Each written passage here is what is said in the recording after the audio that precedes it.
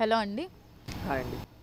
YS Jagan ప్రభుత్వం అధికారంలోకి వచ్చిన తర్వాత వాలంటీర్‌లని పెట్టడం అయితే జరిగింది. వాలంటీర్ వ్యవస్థ తీసుకొచ్చింది ప్రజాసేవ కోసమని తీసుకొచ్చారు.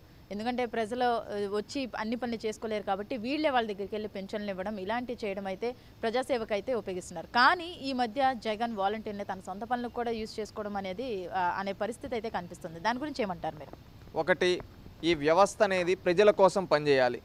వాళ్ళకి గౌరవ వేతనం ఇస్తున్నాం, ఇది అది అని చెప్పి ఎన్నో చెప్పారు జగన్మోహన్ రెడ్డి గారు. ఇది జగన్మోహన్ రెడ్డి గారు వాళ్ళ పార్టీ సొమ్ము ఇవ్వటంలా, ప్రజాధనం, ప్రజలందరూ పన్నులు కట్టిన డబ్బులను తీసుకొని వాళ్ళకి జీతాలు ఇస్తున్నాడు. ఈరోజు ఏ అధికారైనా, ఏ మంత్రి అయినా, ఈవెన్ ముఖ్యమంత్రి కూడా ప్రజలు కట్టిన పన్నులతో వచ్చిన ఆదాయం నుంచి అతను జీతం తీసుకుంటున్నాడు. ప్రజలందరికీ సేవ చేయడం వీళ్ళ బాధ్యత, పార్టీలకు అతీతంగా. ఈరోజు వైఎస్ఆర్సీపీ పార్టీ వాలంటీర్ సిస్టమ్ని వాళ్ళ సొంత వ్యవస్థలా ఉపయోగించుకుంటూ ప్రజాధనాన్ని వాళ్ళకి తినిపిస్తూ ఉన్నారు. అంటే ఇక్కడ మీరు ఒకటి ఆలోచించండి, వాలంటీర్ల చేత అనేక తప్పిదాలు చేయించారు వీళ్ళు. వాలంటీర్లు అనేక సార్లు అనేక విషయాల్లో ఇన్వాల్వ్ అయ్యి కేసులు కూడా అయ్యాయి. ఈరోజు జగన్మోహన్ రెడ్డి గారు ఏ విధంగా ఉపయోగించుకుంటున్నారంటే, ఈవెన్ రీసెంట్గా కొన్ని సెంట్రల్ ఎలక్షన్ కమిషన్ కావచ్చు, కొన్ని సంస్థలు కూడా చెప్పడం జరిగింది, స్వతంత్ర ప్రతిపత్తి గల సంస్థలు, వాలంటీర్లని ఎలక్షన్ పోల్ మేనేజ్మెంట్లో ఉపయోగించద్దండి, వాలంటీర్లు అనేవాళ్ళు అసలు ఎలక్షన్లకి దానికి సంబంధం లేదు అని చెప్పడం జరిగింది.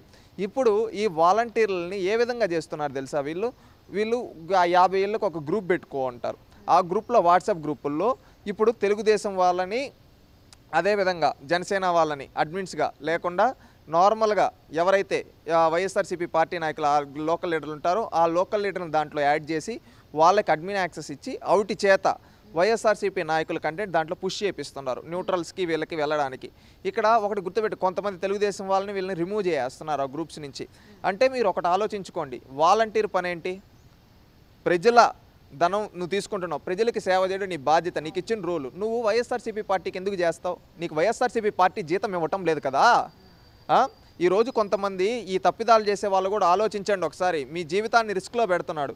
ఇప్పుడు సెంట్రల్ ఎలక్షన్ కమిషన్ క్లారిటీగా చెప్పింది వీళ్ళు పాల్గొనకూడదు అని. వీళ్ళు వాళ్ళ పని వాళ్ళంటే ఎలక్షన్లు అయిపోయిన తర్వాత వాళ్ళకి ఇవ్వాల్సిన బాధ్యతలు ఇస్తారు, ఈ విధంగా ఇస్తారు, గౌరవం ఇస్తారు. ఇప్పుడు ఈ విధంగా చేస్తూ ఉన్నాడంటే జగన్మోహన్ రెడ్డి గారు ఏ విధంగా దిగజారిపోయినారో ఒకసారి ఆలోచించి. ఈరోజు నువ్వు తెలుగుదేశం జనసేన వాళ్ళని రిమూవ్ చేసి ఆ గ్రామ వాలంటీర్ గ్రూప్లో ఈ విధంగా వైఎస్ఆర్సీపీ కంటెంట్ నువ్వు పుష్ చేస్తున్నావు అంటే, ఈరోజు తెలుగుదేశం వాళ్ళు జనసేన వాళ్ళ చేత పన్నులు ఎందుకు నువ్వు కట్టించుకోకుండా నీ పార్టీ వాళ్ళ చేత పనులు కట్టించుకొని నీ పార్టీ వాళ్ళ చేత జీతాలు ఇచ్చుకోవచ్చు కదా వాళ్ళకి.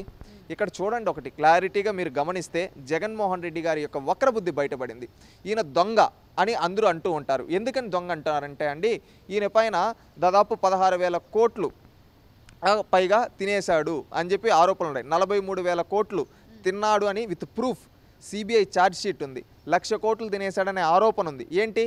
ఇతను ముఖ్యమంత్రి కాకముందే, అంటే ఇతని తండ్రి ముఖ్యమంత్రిగా ఉండేటప్పుడు ఇతను సాధారణ ఎమ్మెల్యే కూడా కానప్పుడు 43,000 కోట్లు ఆధారాలతో పట్టుబడ్డాడు ఈ జగన్మోహన్ రెడ్డి. అందుకని 16 నెలలు జైల్లో కూర్చున్నాడని ఇతన్ని దొంగ అంటారు.